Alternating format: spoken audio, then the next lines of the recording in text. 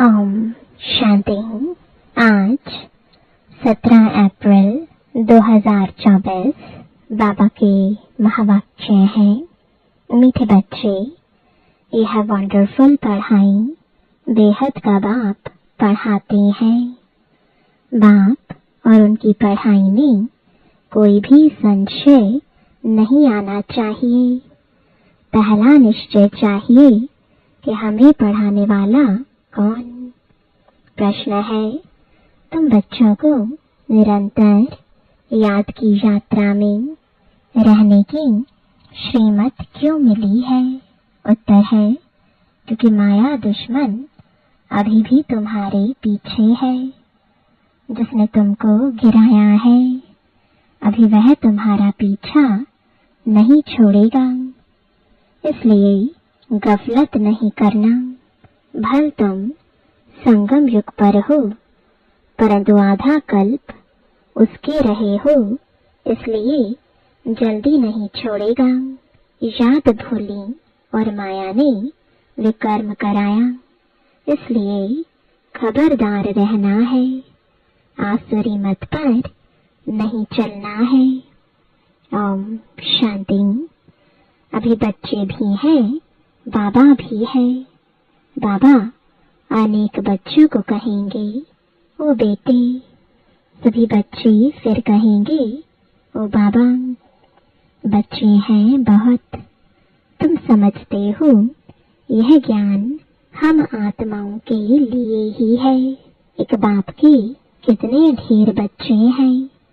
बच्चे जानते हैं बाप पढ़ाने आए हैं। वह पहले पहले बाबा है, फिर टीचर है, फिर गुरु है। अब बाप तो बाप ही है। फिर पावन बनाने के लिए याद की यात्रा सिखलाते हैं। और यह भी बच्चे समझते हैं कि यह पढ़ाई वंडरफुल है। ड्रामा के आदि मध्य अंत का राज बाप के सिवाय कोई बता ना सके, इसलिए उनको बेहद का बाप कहा जाता है। यह निश्चय तो बच्चों को जरूर बैठता है। इसमें संशय की बात उठ ना सके। इतनी बेहद की पढ़ाई बेहद के बाप के सिवाय तो कोई पढ़ा ना सके। बुलाते भी हैं कि बाबा आओ, हमको पावन दुनिया में ले चलो, क्योंकि यह है पतित दुनिया। पावन दुनिया में ले जाते हैं बाप। वहाँ थोड़े ही कहेंगे, बाबा आओ, पावन दुनिया में ले चलो। बच्चे जानते हैं हम आत्माओं का वह बाप है, तो देह का भान टूट जाता है। आत्मा कहती है वह हमारा बाप है। अब यह तो निश्चय रहना चाहिए, बरोबर बाप के बगैर कोई इतनी नॉलेज दे नहीं सकता। पहले तो यह निश्चय बुद्धि चाहिए। निश्चय भी आत्मा को बुद्धि में होता है। आत्मा को यह ज्ञान मिलता है, हमारा यह बाबा है। यह बहुत पक्का निश्चय बच्चों को होना चाहिए। मुख से कहना कुछ भी नहीं है।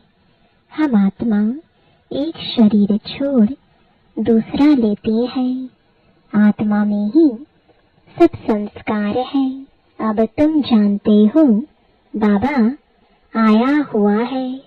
हम तुम ऐसा पढ़ाते हैं, कर्म सिखलाते हैं, जो हम इस दुनिया में अभी आएंगे नहीं। वह मनुष्य तो समझते हैं इस दुनिया में आना है। तुम ऐसे नहीं समझते हो। तुम यह अमर कथा सुन अमरपुरी में जाते हो। अमरपुरी अर्थात जहाँ सदा अमर रहे। सतयुग त्रेता है अमरपुरी। बच्चों को कितनी खुशी होनी चाहिए। यह पढ़ाई सिवाय बाप के और कोई पढ़ा ना सके। बाप हमको पढ़ाते हैं और जो टीचर्स हैं वह ऑर्डिनरी मनुष्य है। यहाँ तुम जिसको पतित पावन दुख हरता सुख करता कहते हो, वह बाप अब सम्मुख पढ़ा रहे हैं। सम्मुख होने बगैर राजयोग की पढ़ाई कैसे पढ़ाई? बाप कहते हैं तुम स्वीट बच्चों को यहाँ पढ़ाने आता हूँ, पढ़ाने लिए इनमें प्रवेश करता हूँ। बरोबर भगवानुवाच भी है, तो जरूर उनको शरीर चाहिए, न सिर्फ मुख परंतु सारा शरीर चाहिए। खुद कहते हैं मीठे मीठे रूहानी बच्चों, मैं कल्प कल्प पुरुषोत्तम संगम युगे साधारण तन में आता हूँ। बहुत गरीब भी नहीं तो बहुत साहूकार भी नहीं, साधारण है। यह तो तुम बच्चों को निश्चय होना चाहिए, वह हमारा बाबा है। हम आत्मा है, हम आत्माओं का बाबा है। सारी दुनिया के जो भी मनुष्य मात्र की आत्माएं हैं उन सब का बाबा है, इसलिए उनको बेहद का बाबा कहा जाता है। शिव जयंती मनाते हैं, उसका भी किसको पता नहीं है। कोई से भी पूछो शिव जयंती कब से मनाई जा रही है तो कहेंगे परंपरा से। वह भी कब से, कोई डेट तो चाहिए ना। ड्रामा तो अनादि है, परंतु एक्टिविटी जो ड्रामा में होती है उनकी तिथि तारीख तो चाहिए ना। यह तो कोई भी जानते नहीं। हमारा शिव बाबा आते हैं, उस लव से जयंती नहीं मनाते। नेहरू की जयंती उस लव से मनाएंगे, आंसू भी आ जाएंगे। शिव जयंती का किसको भी पता नहीं है। अभी तुम बच्चे अनुभवी हो।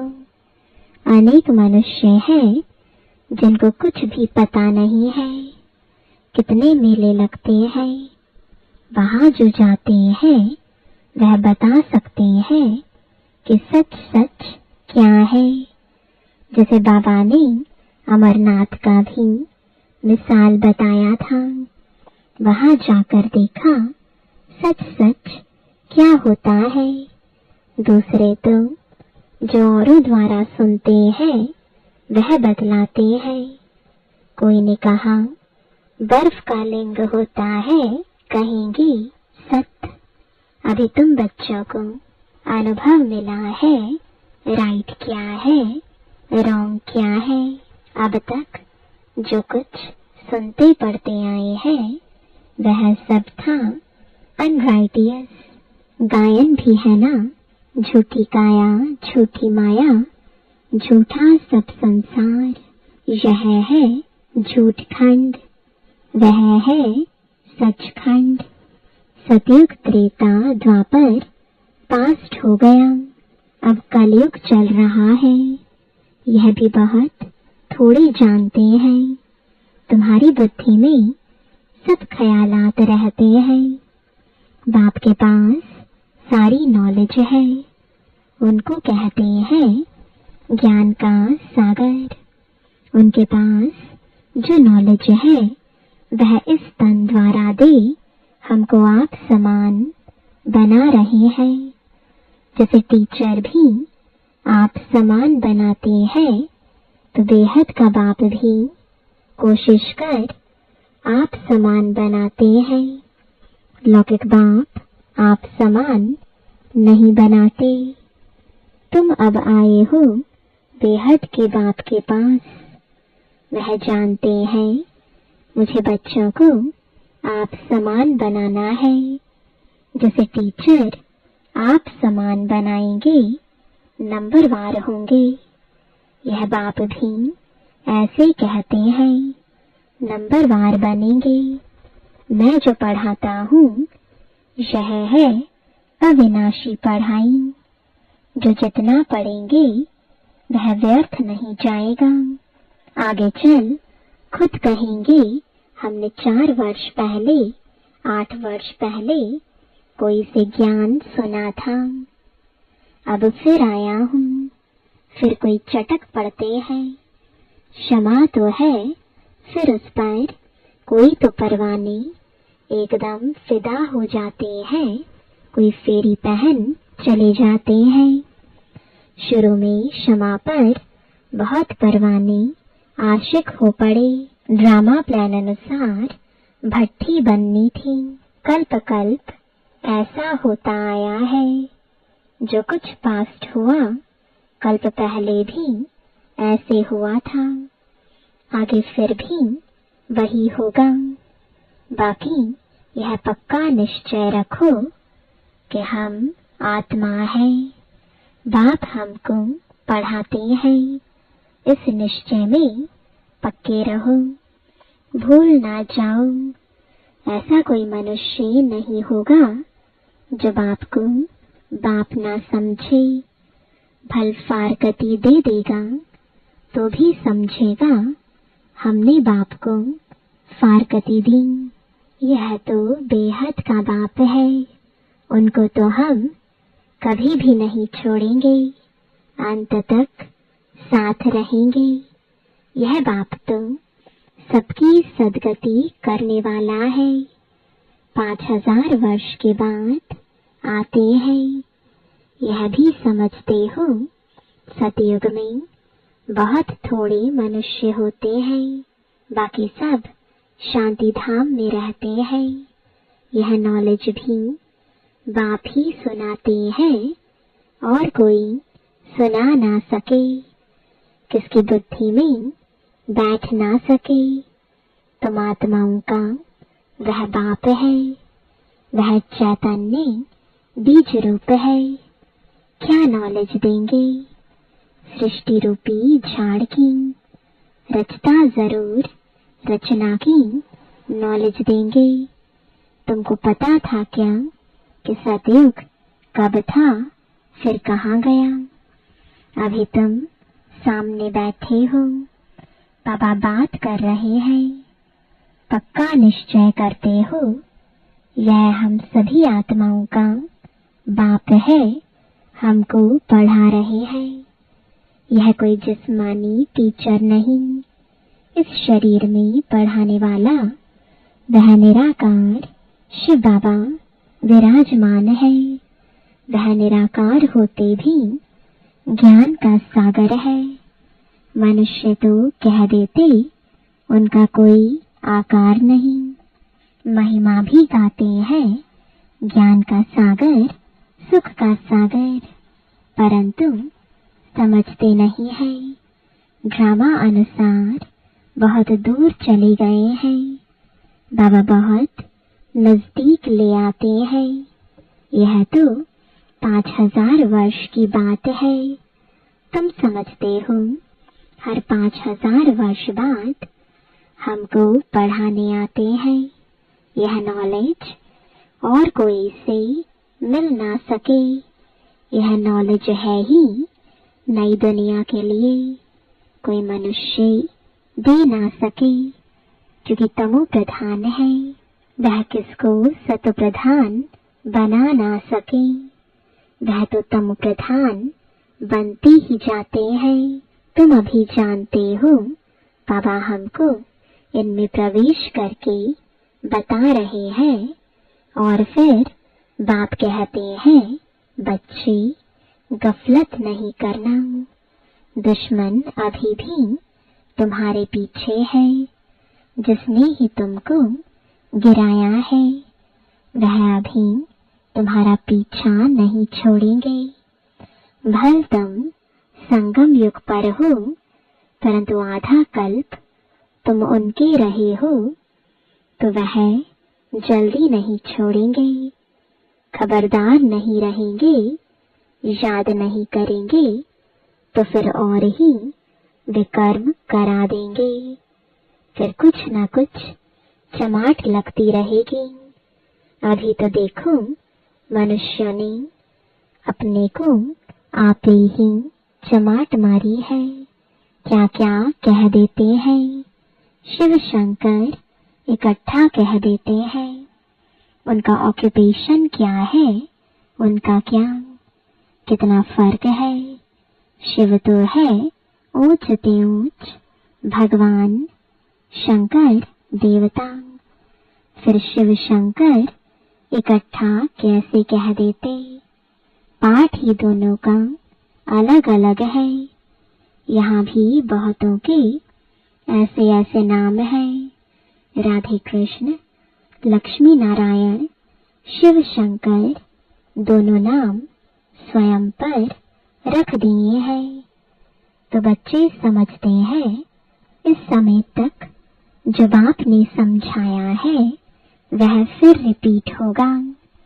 बाकी थोड़े रोज हैं, बाप बैठ थोड़े ही जाएंगे। बच्चे नंबरवार पढ़कर पूरे कर्मातीत बन जाएंगे। ड्रामा अनुसार माला भी बन जाएगी। कौन सी माला? सब आत्माओं की माला बन जाएगी। तब फिर वापस जाएंगे। माला नंबर 1 तो तुम्हारी है। शिव बाबा की माला तो बड़ी लंबी है। वहां से नंबरवार आएंगे पाठ बजाने। तुम सब बाबा बाबा कहते हो, सब एक माला के दाने हो। सबको विष्णु की माला का दाना नहीं कहेंगे। यह बाप बैठ पढ़ाते हैं। सूर्यवंशी बनना ही है। सूर्यवंशी चंद्रवंशी जो पास्ट हो गए वह फिर बनेंगे। वह मर्तबा मिलता ही है पढ़ाई से। बाप की पढ़ाई बगैर यह मर्तबा मिल ना सके। चित्र भी है लेकिन कोई भी ऐसी एक्टिविटी नहीं करते हैं कि हम यह बन सकते हैं। तथापि सत्यनारायण की सुनते हैं।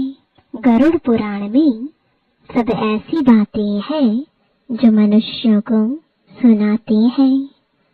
बाप कहते हैं यह विषय वैतरणी नदी रौरव नर्क है। खास भारत को कहेंगे। बृहस्पति की दशा भी भारत पर बैठी है।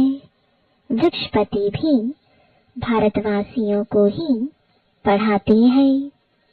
बेहद का बाप बैठ बेहद की बातें समझाते हैं। दशा बैठती है।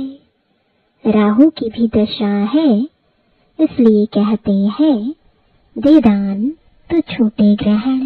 बाप भी कहते हैं इस कलयुग अंत में राहु की दशा सब पर बैठी है। अब मैं वृक्षपति आया हूँ भारत पर बृहस्पति की दशा बिठाने। सतयुग में बृहस्पति की दशा भारत पर थी। अब है राहु की दशा। यह बेहद की बात है। यह कोई शास्त्रों आदि में नहीं है। यह मैगजीन आदि भी उन्हें समझ में आएगी जो पहले कुछ न कुछ समझे हुए होंगे। मैगजीन पढ़ने से वह फिर जास्ती समझने के लिए भागेंगे। बाकी तो कुछ नहीं समझेंगे। जो थोड़ा पढ़कर फिर छोड़ देते हैं तो थोड़ा भी उनमें ज्ञान घृत डालने से फिर सुजाग हो पड़ते हैं। ज्ञान को घृत भी कहा जाता है। उझाए हुए दीपक में बाप आकर ज्ञान घृत डाल रहे हैं। कहते हैं बच्चे माया के तूफान आएंगे, दीवों को बुझा देंगे। क्षमा पर परवाने कोई तो जल मरते हैं, कोई फेरी पहन चले जाते हैं। वही बात अभी प्रैक्टिकल में चल रही है। नंबरवार सब परवाने हैं। पहले पहले एकदम घर बार छोड़ आए, परवाने बने जैसे एकदम लॉटरी मिल गई। जो कुछ पास्ट हुआ तुम फिर ऐसे ही करेंगे। भले चले गए ऐसे मत समझना स्वर्ग में नहीं आएंगे। परवाने बने, आशिक हुए, फिर माया ने हरा दिया तो पद भी कम पाएंगे। नंबरवार तुम होते ही है और सत्संगों में कोई की भी बुद्धि में नहीं होगा, तुम्हारी बुद्धि में है। बाप से नई दुनिया के लिए नंबरवार हम सब अपने पुरुषार्थ अनुसार पढ़ रहे हैं। हम बेहद के बाप के सम्मुख बैठे हैं। यह भी जानते हो वह आत्मा देखने में नहीं आती, वह तो अव्यक्त चीज है। उनको दिव्य दृष्टि द्वारा ही देखा जाता है। हम आत्मा भी छोटी बिंदी है, परंतु देह अभिमान छोड़ अपने को आत्मा समझना यह है ऊंची पढ़ाई। उस पढ़ाई में भी जो सब्जेक्ट डिफिकल्ट होती है उसमें फेल होते हैं। यह सब्जेक्ट तो बहुत सहज है, परंतु कईयों को डिफिकल्ट फील होती है। अब तुम समझते हो शिव बाबा सामने बैठे हैं, तुम भी निराकार आत्माएं हो, परंतु शरीर के साथ हो। यह सब बातें बेहद का बाप ही सुनाते हैं और कोई सुना ना सके फिर क्या करेंगे? उनको थैंक्स देंगे?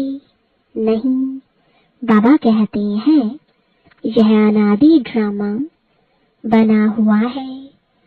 मैं कोई नई बात नहीं करता हूँ, ड्रामा अनुसार तुमको पढ़ाता हूँ। थैंक्स तो भक्ति मार्ग में देते हैं। टीचर कहेंगे स्टूडेंट अच्छी रीति पढ़ते हैं तो हमारा नाम बाला होगा। स्टूडेंट को थैंक्स दी जाती है। जो अच्छी रीति पढ़ते हैं, पढ़ाते हैं, उनको थैंक्स दी जाती है। स्टूडेंट फिर टीचर को थैंक्स देंगे। बाप कहते हैं मीठे बच्चे जीते रहो, ऐसी ऐसी सर्विस करते रहो, कल्प पहले भी की थी। अच्छा, मीठे मीठे सिखिलदे बच्चों प्रति माता पिता बाप दादा का याद प्यार और गुड मॉर्निंग। रूहानी बाप की रूहानी बच्चों को नमस्ते। रूहानी बच्चों की रूहानी बाप दादा को गुड मॉर्निंग और नमस्ते। धारणा के लिए मुख्य सार है, पहला, सदा नशा और निश्चय रहे कि हमें पढ़ाने वाला कोई जिस्मानी टीचर नहीं, स्वयं ज्ञान सागर निराकार बाप टीचर बन हमें पढ़ा रहे हैं। इस पढ़ाई से ही हमें सतप्रधान बनना है। दूसरा, आत्मा रूपी दीपक में रोज ज्ञान का घृत डालना है। ज्ञान घृत से सदा ऐसा प्रज्वलित रहना है जो माया का कोई भी तूफान हिला ना सके। पूरा परवाना बन क्षमा पर फिदा होना है। वरदान है, सदा एक बाप के स्नेह में समाई हुई सहयोगी सुसहज योगी आत्मा भव। जिन बच्चों का बाप से अति स्नेह है, वह स्नेही आत्मा सदा बाप के श्रेष्ठ कार्य में सहयोगी होगी और जो जितना सहयोगी उतना सहज योगी बन जाता है। बाप के स्नेह में समाई हुई सहयोगी आत्मा कभी माया की सहयोगी नहीं हो सकती। उनके हर संकल्प में बाबा और सेवा रहती, इसलिए नींद भी करेंगे तो उसमें बड़ा आराम मिलेगा, शांति और शक्ति मिलेगी। नींद नहीं होगी जैसे कमाई करके खुशी में लेटे हैं। इतना परिवर्तन हो जाता है। स्लोगन है, प्रेम के आंसू दिल की डिब्बी में मोती बन जाते हैं। ओम शांति।